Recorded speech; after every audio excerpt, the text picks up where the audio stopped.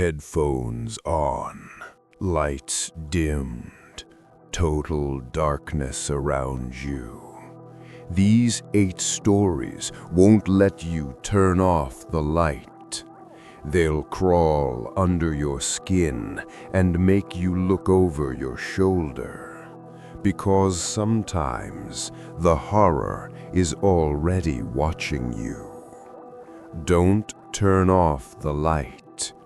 Let's begin. Clever girl, the whisper beyond the door. In a quiet house on the edge of town lived a 12-year-old girl and her father, the two of them against the world, bound by a love deeper than most.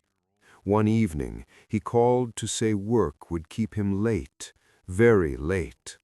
"Lock the doors, sweetheart. I'll be home before you know it." She waited. Hours bled away. Finally, exhausted, she slipped into bed and fell into a dream heavier than sleep.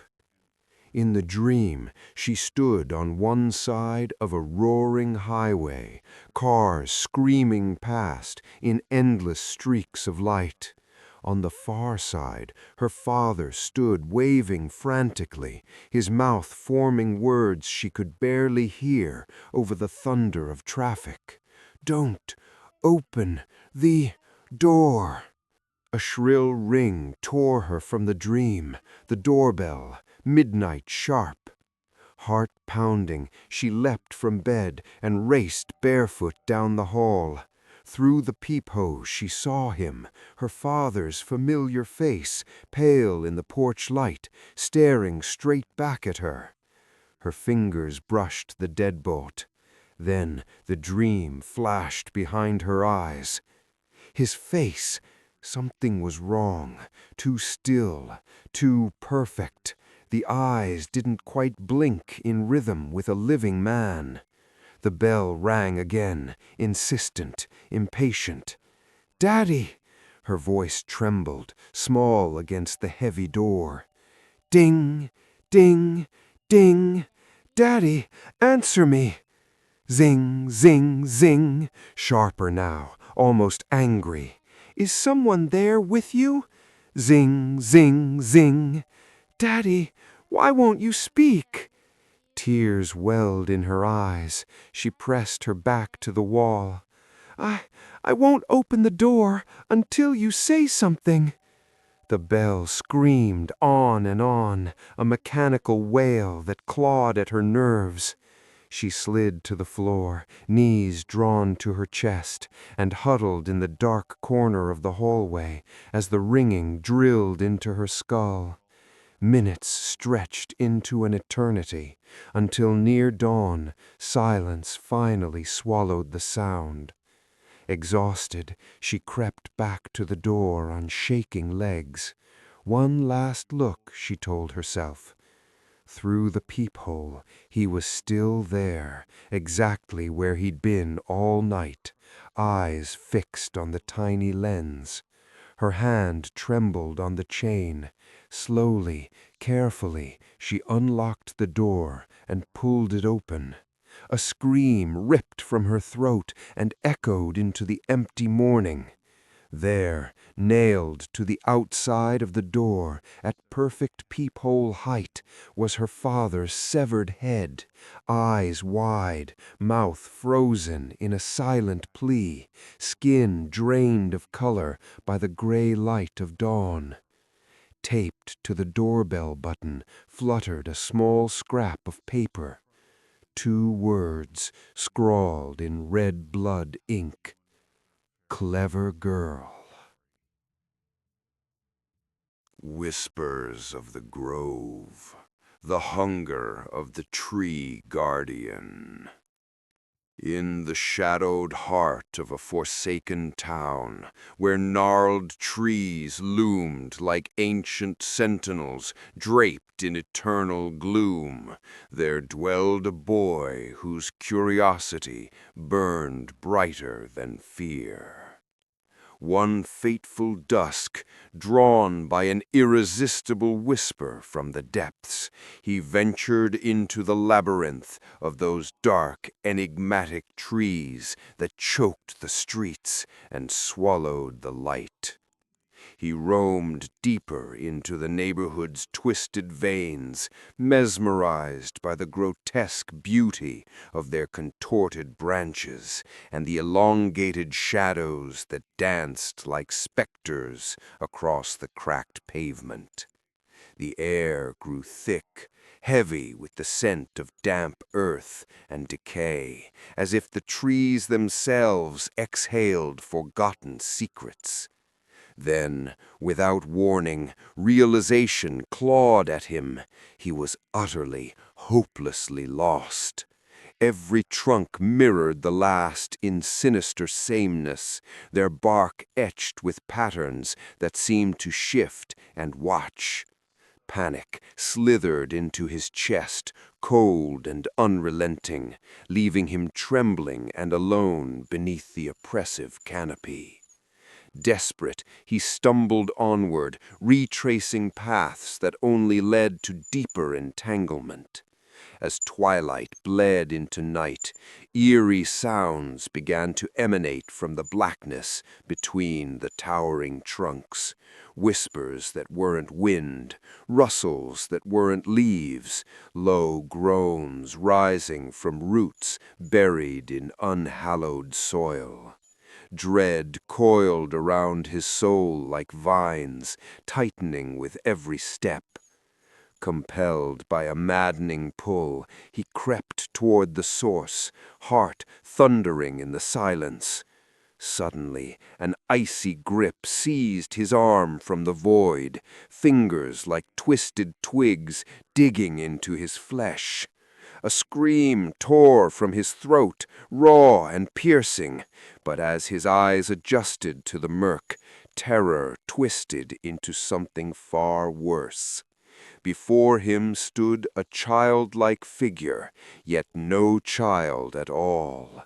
Its skin was pale as bark, forehead unnaturally flat and smooth, mouth a jagged maw of crooked, splintered teeth that gleamed with unnatural sharpness. But the eyes, oh, those abyssal pits, deep and endless, swirling with ancient malice that pierced straight to his core. This was no lost playmate. It was the guardian of the trees, a wretched entity born from the roots of forgotten curses, bound to the woods that claimed so many wanderers before him. With a voice like dry leaves scraping stone, it hissed directions through the maze, guiding him toward the flickering lights of home. Never return alone, it rasped, its grip lingering a moment too long, as if savoring the warmth of living flesh. These trees hunger for the curious, and they remember. The boy fled, gasping thanks over his shoulder, bursting into the safety of his doorway, with the creature's gaze burning into his back. He never wandered those dusky groves again, but in the quiet nights he could still feel those deep eyes watching from the shadows, waiting for the day his curiosity stirred once more. For the trees never forget, and neither does their guardian.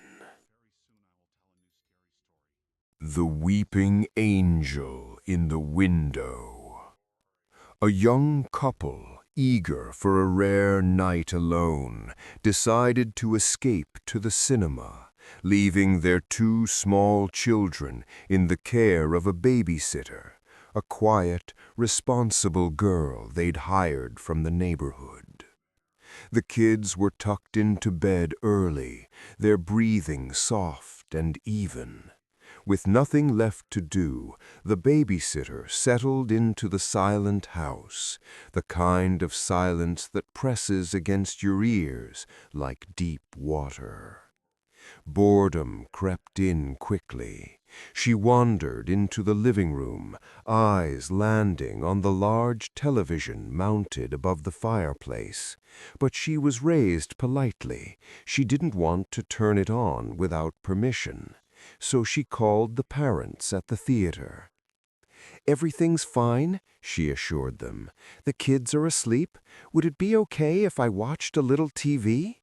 "Of course," the mother laughed. "Make yourself at home." The girl hesitated. "There's one more thing. There's this statue of an angel in the yard, right outside the big window. It's staring straight into the living room. It's kind of creeping me out. Could I cover it with a sheet or something?" A long, terrible silence stretched across the line. Then the father's voice came through, low and shaking. "Listen to me very carefully. Take the children. Do not run upstairs. Go out the back door. Do not stop. Do not look back. Get out of the house right now. We're calling the police." The girl's heart slammed against her ribs. "Why? What's wrong?" Another beat of silence. Then, barely a whisper, "We don't have an angel statue." Police arrived 20 minutes later. They found the front door hanging open. Inside the house, the babysitter and both children lay dead in the living room, eyes wide, faces frozen in expressions of unimaginable horror. No sign of forced entry, no footprints in the dew-wet grass, and no statue, angel or otherwise, was ever found in the yard or anywhere else. The eyes in the walls. Portraits that watch. Deep in the forsaken wilderness, a lone traveler wandered lost amid the endless tangle of ancient trees. Hours bled into dusk as exhaustion gnawed at his bones, until at last, through the fading twilight, he stumbled upon a grand, isolated mansion, silent, looming, and unnaturally still. He rapped upon the heavy oak door. No response echoed back. The handle turned freely, as if inviting him in. Pushing it open, he stepped into the cavernous halls. Dust motes danced in the dim light. The air hung thick with the scent of abandonment. No soul stirred within. Desperate for respite, he climbed the creaking stairs and collapsed into a bed in one of the shadowed rooms. Sleep evaded him. On the walls surrounding the bed hung numerous portraits, pale faces frozen in oil paint, their eyes dark and unblinking. He could swear they followed his every restless turn, gazing down with malevolent intent, boring into his soul with sinister, knowing malice. The weight of their stares pressed upon him like an unseen hand, until sheer fatigue finally dragged him into uneasy slumber. Morning light pierced the room, rousing him from fractured dreams. Blinking against the harsh sun streaming in, he gazed at the walls once more. The portraits were gone. In their place, only windows. And beyond each pane, those same sinister eyes stared back, unblinking, alive, and far too close. Shadows of the cursed forest, awakening of ancient vengeance. In the dead of a moonless midnight, I wandered alone through the forsaken woods, where the air hung thick with an unnatural chill. Darkness swallowed everything, save for the hollow crunch of my footsteps, echoing like distant graves being dug. The ancient trees twisted overhead, their branches clawing at the sky, whispering secrets in the howling wind, sinister murmurs that slithered into my mind, warning of horrors yet unseen. A sudden, icy tendril crawled up my spine, freezing my blood. From the heart of the forest's abyss, an unearthly voice slithered forth, calling my name in a rasp that no human throat could produce. My heart pounded like a trapped beast against my ribs as terror clawed its way into my soul. I fought the rising panic, but it devoured me whole. Blind with dread, I fled through the gnarled undergrowth, branches whipping my flesh like vengeful spirits. At last, I stumbled upon a decrepit cabin, rotting in isolation, abandoned for decades, or so it seemed. No soul had trespassed these cursed paths in living memory, or so I foolishly believed. The moment I crossed the threshold, the air grew heavier, laced with the stench of decay. Groans erupted from the warped floorboards beneath my feet, as if the house itself were awakening in rage. Scratching, frantic, insidious, clawed at the windows from the outside, or was it within? My skin prickled with unrelenting horror, every shadow pulsing with malevolent life. What befell me next remains shrouded in nightmare's veil. Consciousness slipped away in a wave of suffocating blackness. When I awoke hours later, chained upon a filthy bed in a subterranean chamber of torment, surrounded by rusted implements of agony, draped in ancient cobwebs, I knew the truth. Some vengeful entity, ancient and insatiable, had claimed its intruder, and now it hungered for retribution. The Shadow Keeper's Debt. Defiance at Harrow House. In the forsaken hollow of Hollow Creek, a village strangled by crooked oaks and choked with perpetual mist, an ancient curse clung to the air like grave rot. At its poisoned edge loomed Harrow House, a decaying colossus of blackened stone and shattered windows, its chimneys clawing at the sky like desperate fingers. No child dared speak its name after dusk. Even the wind seemed to hush in dread as it slithered past its gates. Long ago, the proud Harrow family bargained with something unspeakable that dwelt beneath the roots of the surrounding forest. They called it the Shadow Keeper, a thing neither living nor dead, woven from the darkness between stars. In exchange for forbidden power and secrets man was never meant to hold, the Harrows pledged a soul from every generation, one life, willingly or not, to feed the endless hunger. The village watched in helpless terror as the family withered, minds unraveling, bodies wasting, eyes sinking into hollow sockets that stared at nothing and everything.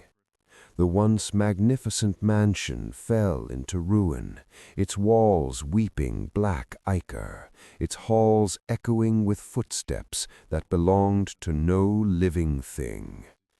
Now, the bloodline had dwindled to a single heir, Amelia Harrow, barely 18, with hair like raven's wings and eyes already haunted by dreams she could not name. The villagers whispered behind shuttered windows as her birthday approached, knowing the ancient debt would soon come due. On the eve of that cursed night, a storm unlike any before descended. The sky bruised to purple black, thunder growling like a beast pacing just beyond sight. Wind screamed through the village, carrying a low, mournful keen that sounded almost human. Amelia, draped in a gown the color of fresh-spilled midnight, walked alone toward the rusted gates of Harrow House. From behind curtained windows, pale faces watched as the great doors, long nailed shut by fearful hands, creaked open on their own, exhaling a breath of freezing decay. Amelia stepped across the threshold. The doors slammed behind her with the finality of a coffin lid. Inside, silence pressed like deep water. Candles guttered to life unbidden, their flames pale and cold, casting shadows that writhed against peeling wallpaper. Every footstep she took echoed back distorted, as though something mimicked her from just out of sight. At the stroke of midnight, a piano began to play somewhere far below, a slow dirge-like melody, each note dripping with centuries of grief. Compelled by blood and fate, Amelia descended crumbling stairs into the heart of the house. She emerged into the grand ballroom, where chandeliers hung like skeletal crowns, crystals clinking softly, though no wind stirred the air. In the center of the cracked marble floor, darkness pooled and rose, coalescing into a towering figure cloaked in living shadow. Where its face should have been, only a void, broken by two burning embers of crimson light. "Amelia Harrow," it whispered, and the voice was 1,000 tormented souls speaking at once, scraping across her mind like nails on bone. "The debt is due." A clawed hand of pure night extended toward her. The air thickened with spectral mist, and within it flickered visions, every ancestor who had stood in this room before her, screaming, pleading, crumbling to ash as their souls were torn free. You may yield and join the power that courses through your blood, or you may resist and suffer as they all suffered. For a moment, despair crushed her. She felt the weight of every stolen life pressing down, centuries of anguish threatening to drown her. But something fiercer kindled in her chest. Rage, defiance, a refusal to let the chain continue. Drawing a trembling breath, Amelia spoke the forbidden words her grandmother had whispered only once, in terror, before burning the book that held them. Ancient syllables, sharp as broken glass, tore from her throat. The mansion shuddered violently. Dust cascaded from the ceiling like black snow. The Shadow Keeper shrieked, a sound that shattered crystal and split stone, as unseen light lashed across its form. The walls bled. Faces of long-dead Harrows pushed through the stone, mouths open in silent screams, eyes wide with sudden, impossible hope. The crimson lights in the creature's face flickered, dimmed, and went dark. As the first pale rays of dawn clawed through broken windows, the Harrow house gave a final, agonized groan. Beams cracked, stone crumbled, the entire structure folded in upon itself with a thunderous roar, collapsing into a smoldering heap of ruin. When the dust settled, nothing remained but shattered foundation and silence. The Shadow Keeper was gone. The curse was broken, and somewhere beneath the rubble, they say, a single raven-black feather still flutters in a wind that no longer hungers.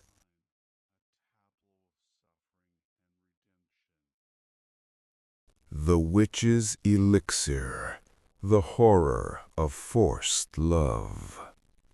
In the suffocating gloom of Blackthorn Hollow, a forgotten town strangled by endless walls of ancient forest, lived Evelyn, a pale, silent girl who moved like a ghost among the towering pines. The trees were her only companions, their gnarled branches clawing at the sky, whispering secrets she alone seemed to hear. But her heart, fragile and starving, belonged entirely to Daniel, golden-haired, laughing Daniel, whose smile could banish shadows and whose indifference carved deeper wounds than any blade. He knew how she felt. Everyone did. Yet he offered nothing but kind, cruel distance. Each unanswered glance fed the ache inside her until it became a living thing, gnawing, relentless, driving her to madness. One moonless evening, when despair finally outweighed fear, Evelyn slipped into the forest in search of the Witch of the Hollow. Old stories warned that the crone dwelt at the wood's black heart, trading in desires too dark for daylight. Those who sought her rarely returned unchanged, if they returned at all. The deeper she walked, the more the forest seemed to tighten around her. Branches scraped at her skin like eager fingers. The air grew thick, tasting of rot and old blood. Paths twisted back on themselves, leading her in circles until the trees parted on a clearing, bathed in sickly moonlight. At its center crouched a crumbling cottage, its windows glowing with a light that hurt to look upon. The door opened before she knocked. Inside, the air reeked of bitter herbs and something sweeter, decay beneath perfume. The witch waited, hunched, hooded, eyes like wet coal burning in a withered face. She listened without blinking as Evelyn poured out her torment, voice breaking on every word. "Love cannot be stolen," the crone rasped, "but it can be bound for a price." From a shelf of dusty vials she drew one filled with liquid that shimmered like captured starlight, and something darker swirling beneath. One sip from his lips, and he will love you beyond reason, beyond death. But know this, forced love is a chain, and chains rust into torment. Evelyn took the vial. The warning echoed, but desperation screamed louder. Days later, trembling on Daniel's doorstep, she confessed everything, tears, longing, the impossible wish. To her astonishment, he smiled, gentle as ever, and drank the elixir when she offered it. That night, his arms closed around her with feverish hunger, his kisses tasted of surrender. For a fleeting week, Evelyn believed she had won.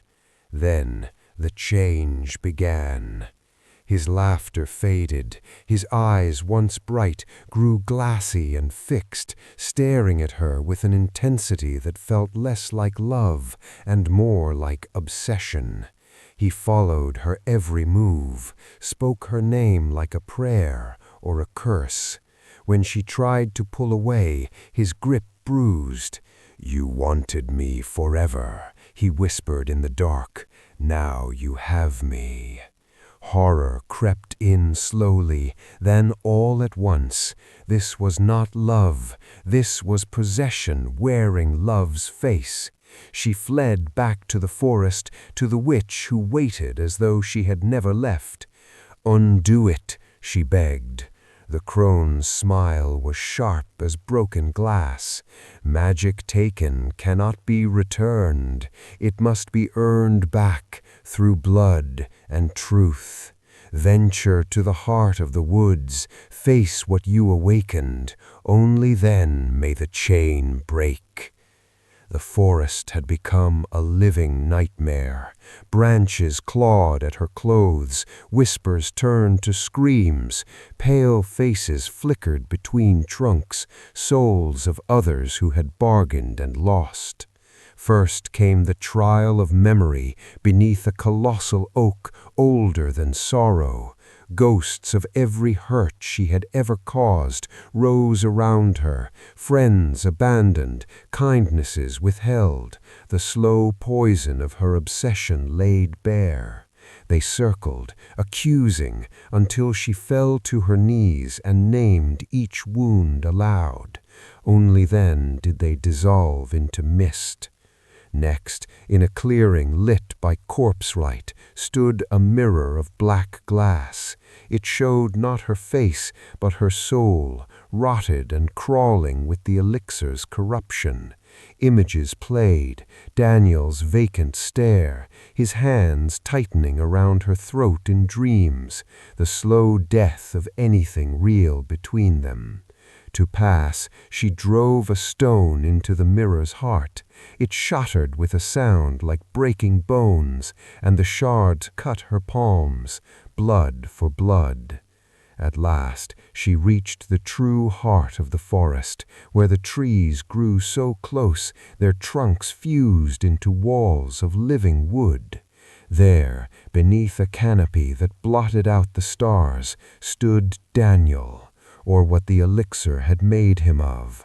His skin was wax pale, eyes sunken, mouth moving in silent repetition of her name. Behind him waited the final guardian, a towering figure woven from shadow and root, face hidden beneath a hood of bark. "Speak truth," it commanded, voice like wind through graves. "Free him or claim him forever." Evelyn stepped forward, hands shaking. She took Daniel's cold face between her bloodied palms and spoke, not of love, but of release. She told him she was sorry, that she had tried to own what could only be given, that forcing his heart had poisoned them both.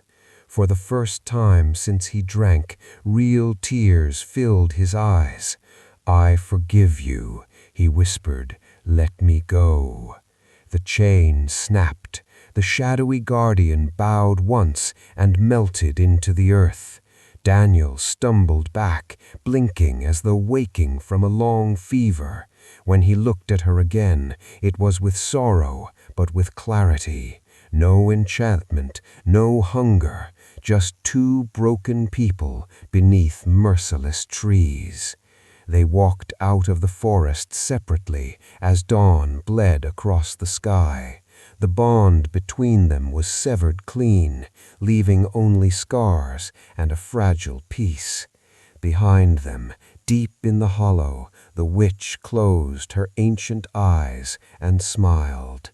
Another lesson paid in full. Love cannot be conjured. It cannot be bought with desperation or bound by magic. Like the great trees that endure centuries of storm and silence, it must grow wild or it will strangle everything it touches. And in the years that followed, travelers sometimes claimed to hear a woman's voice on the wind through Blackthorn Hollow. Soft, sad, warning, beware the love you force, for it will love you back to death.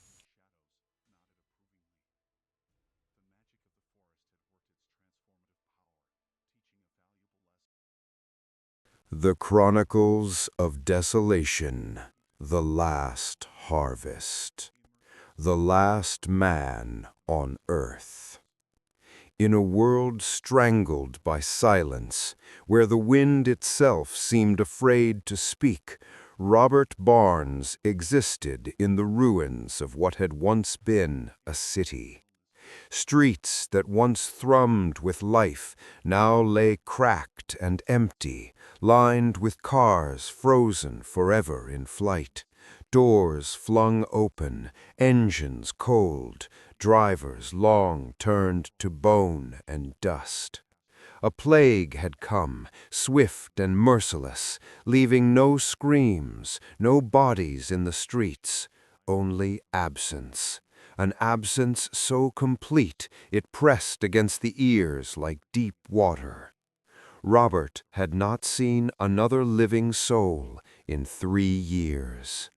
By day he wandered the skeletal metropolis, footsteps echoing between towering tombs of glass and steel.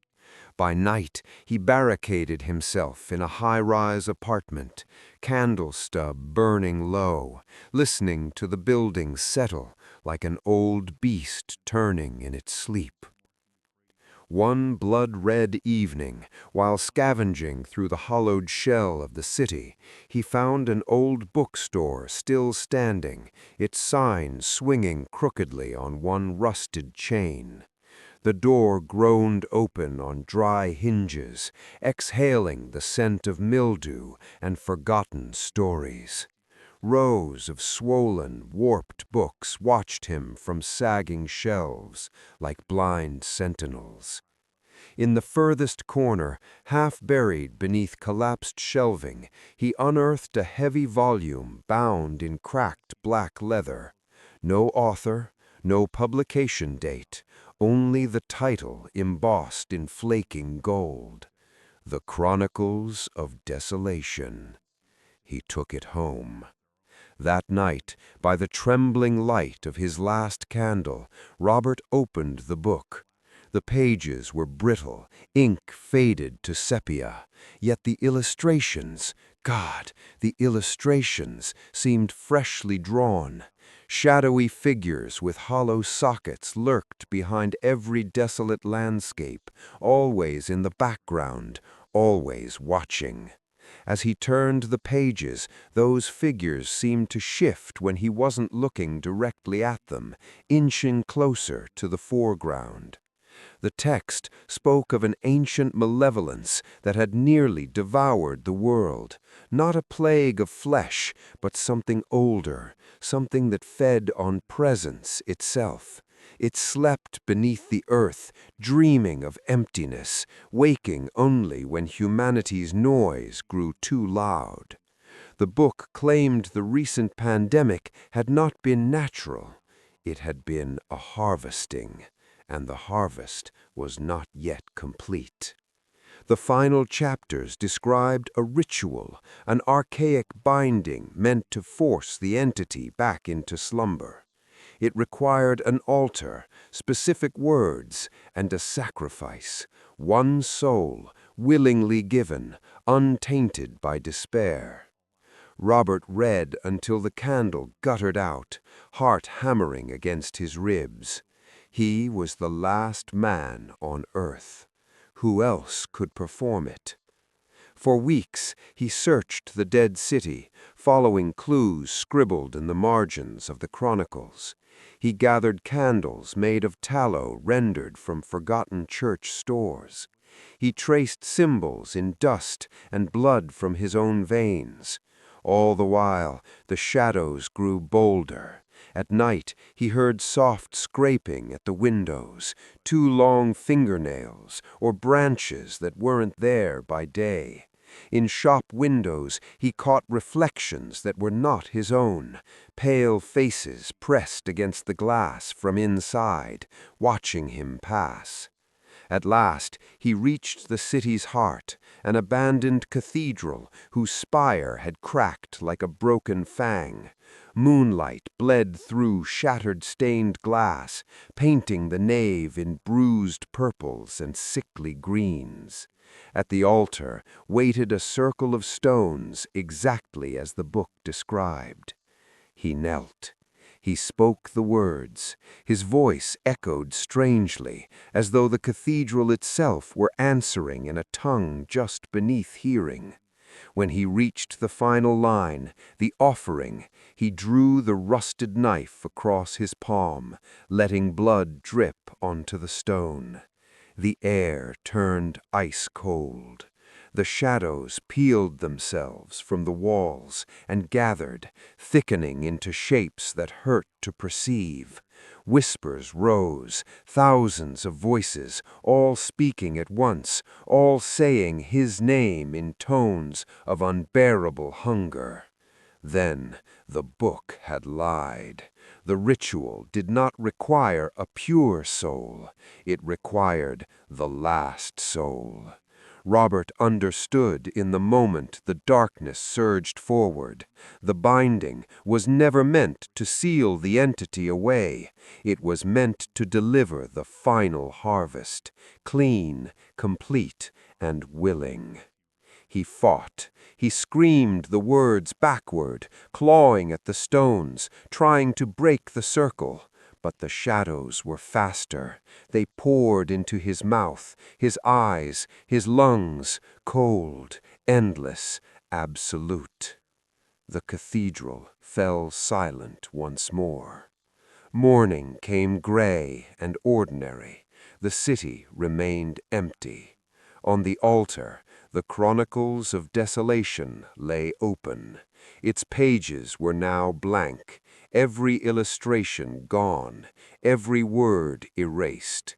In the dust beside the book, a single line had been scratched by a dying finger. I was never the last. Somewhere, far beneath the city, something vast stirred in satisfaction, its dream of perfect silence finally complete. And high above, in the dead sky, the wind at last found the courage to howl.